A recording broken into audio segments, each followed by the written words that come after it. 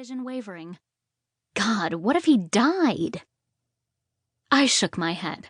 I could not think that way. Okay, girl. This is your chance to prove you got the lady cojones. I gave myself a mental pat on the back and left Mike's side. Pulling out my phone, I dialed 911, my shaky hands barely able to punch in the 3 digits. The dispatcher picked up on the second ring, her voice calm and level. 911, what's your emergency? I inhaled deeply, willing my mind to stop spinning. You can do this. Help Mike. Yes, I have a... Hold on. I turned to Mike. How old are you? Why does that matter? Just tell them the address. I put my hand on his shoulder. It's important they know how old you are. At least that's what all my favorite hospital shows emphasized. Mike gave me a pointed glare. Okay. I chewed on the inside of my cheek. Didn't he know how important details were in life-threatening situations? It's okay, just sound professional. Fake it. I have a middle-aged man who I believe is having a heart attack. All right, ma'am. What's your address? Shit. I should have had that information ready before I called. Just a sec. I put my hand over the speaker. Do you know the address? Mike stared at me, his eyes wide with horror, like I was the most incompetent person to be dealing with this situation. Quite possible. Having a 4.0 GPA clearly did not equate to nerves of steel in emergency situations. Right, I think the address is on a pamphlet up front. I'll be right back. I shot up from my squatting position, and, as I sped toward the customer service station, my boot caught on Mike. I toppled over his thick body, and he let out a loud groan as my knee connected with his gut. My phone sailed through the air until it crashed against the customer service counter.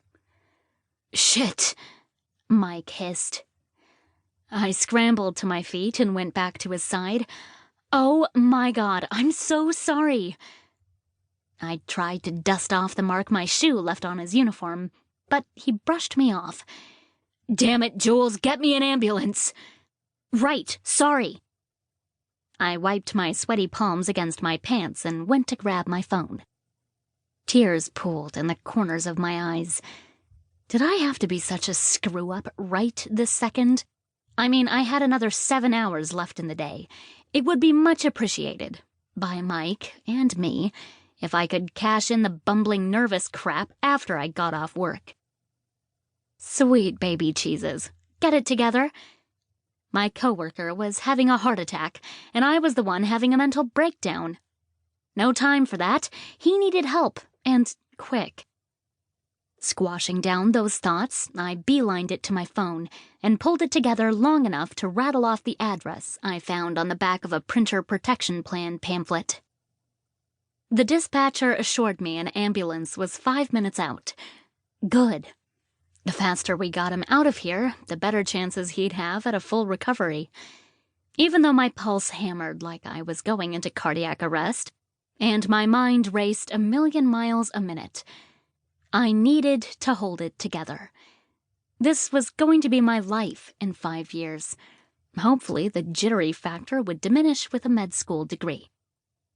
But as of right now, instead of MD after my name, I was Jules Carmichael, employee at Office Jax. Pushing protection plans, memberships, and listening to people's printer woes. I kept the phone pressed to my ear, followed the operator's instructions to stay on the line, and told Mike, they'll be here soon. I took his hand in my own and squeezed. It'll be all right. My grandpa had a heart attack a few years back. EMTs got here really fast. Mike looked up, his eyes assessing whether or not to believe me. Yeah? Mm-hmm. I massaged his palm, thinking back to fishing with my grandpa on the deck of his Georgia estate. I'd spend 3 weeks every summer in Peach Grove, 3 weeks filled with fishing, drive-in movies.